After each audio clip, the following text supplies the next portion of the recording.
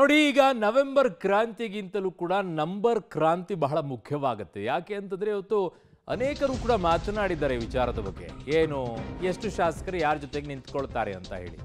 ಇತ್ತ ಜೈಲಿನಲ್ಲಿರುವಂಥ ಆಪ್ತರನ್ನ ಡಿ.ಕೆ. ಶಿವಕುಮಾರ್ ಭೇಟಿಯಾಗೋಕೆ ಹೋಗಿದ್ದಾರೆ. ಪರಪ್ಪನ ಅಗ್ರಹಾರದಲ್ಲಿರುವಂತಹ ಶಾಸಕ ವೀರೇಂದ್ರ ಪಪ್ಪಿ, ವಿನಯ್ ಕುಲಕರ್ಣಿ ಅವರನ್ನ ಭೇಟಿಯಾಗಿದ್ದಾರೆ. ಕಾಂಗ್ರೆಸ್ನಲ್ಲಿ ಈಗ ಕುರ್ಚಿ ಫೈಟ್ ಒಂದ್ ಕಡೆಗೆ ಜೋರಾಗ್ತಾ ಇದೆ.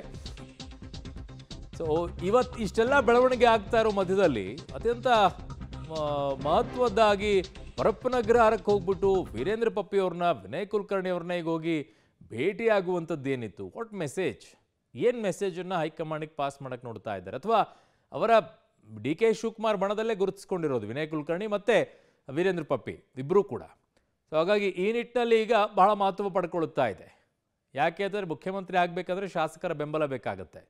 ಎಷ್ಟು ಶಾಸಕರು ನಮ್ಮ ಜೊತೆಗೆ ಇದ್ದಾರೆ ಅನ್ನುವಂಥ ಲೆಕ್ಕಾಚಾರಗಳನ್ನು ಕೂಡ ತೋರಿಸ್ಬೇಕಾಗತ್ತೆ. ಆ ನಿಟ್ಟಿನಲ್ಲಿ ಬಸವರಾಜ ರೆಡ್ಡಿ ಅವರು ಕೂಡ ಇವತ್ತು ಮಾತನಾಡಿದರು.